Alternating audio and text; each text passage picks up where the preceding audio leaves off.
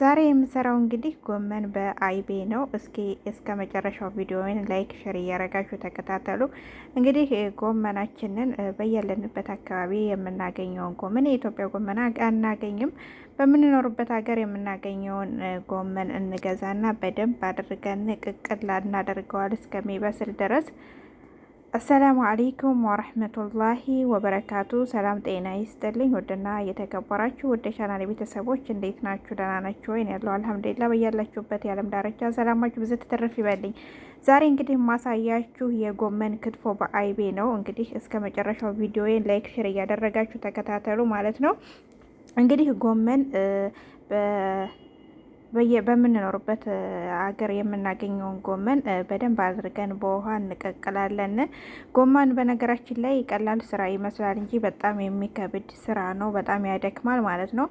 ጎመናችንን ከቀቀልነው በኋላ በደንብ አድርገን እንከትፈዋለን ድቅቅ እስከሚልልን ድረስ። ከዛ በኋላ ከደቀቀልን በኋላ በሻሽ ጨርቅ ውሃውን እናጠለዋለን ማለት ነው። ጭምቅ እያረግን በነጠላ ነገር። ከዛ በኋላ ጭምቅ ካደረግነው በኋላ ብረት ድስታችን ላይ ቅቤ፣ ኮረሪማና ሚጥሚጣ አድርገን እንደዚህ እናዋህደዋለን። እንደዚህ ካዋህርነው በኋላ የከተፍነውን ጎመን አንጥተን እናቀላቅለዋለን።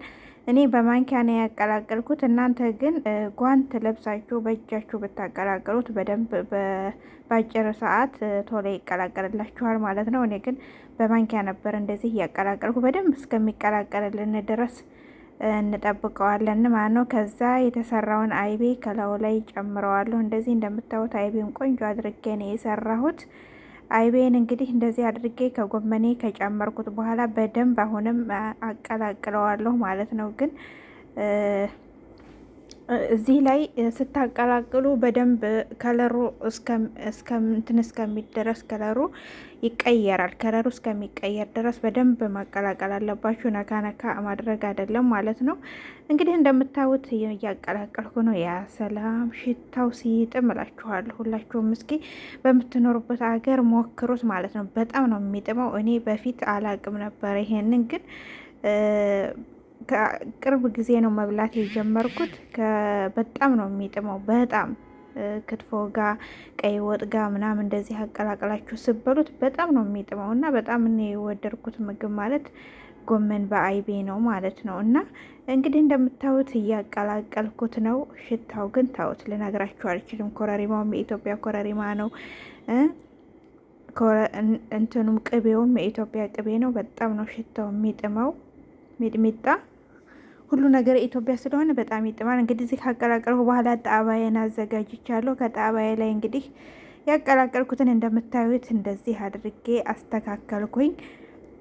እናንተ ከፈለጋችሁ ክትፎ የምትወዱ ከሆነ ከጎንም ክትፎ ማድረግ ትችላላችሁ። እኔ ግን ጎመኑንና አይቤውን ነው እንደዚህ ያደረግኩት ማለት ነው። ይሁት እስኪ እንዴት እንደሚያምር ማሻላ ተባረካላ እያላችሁ በዛ ላይ እስኪ ልቅመሰው። ያ ሰላም ያ ሰላም ያ ሰላም ማሻላ ሰአዲ የእጅሽ ባረክ። እንዴት እንደሚጥም ልነግራችሁ አልችልም። አሁን እንጀራዬን አዘጋጅቼ በእንጀራ አድርጌ እንግዲህ ልበላው ነው። እናንተም ሞክሩትና በጣም ትወዱታላችሁ። እኔ እንደነገርኳችሁ በፊት አልበላም ነበር። ቅርብ ጊዜ ነው ግን መብላት የጀመርኩት። ግን በጣም የወደድኩት ምግብ ነው።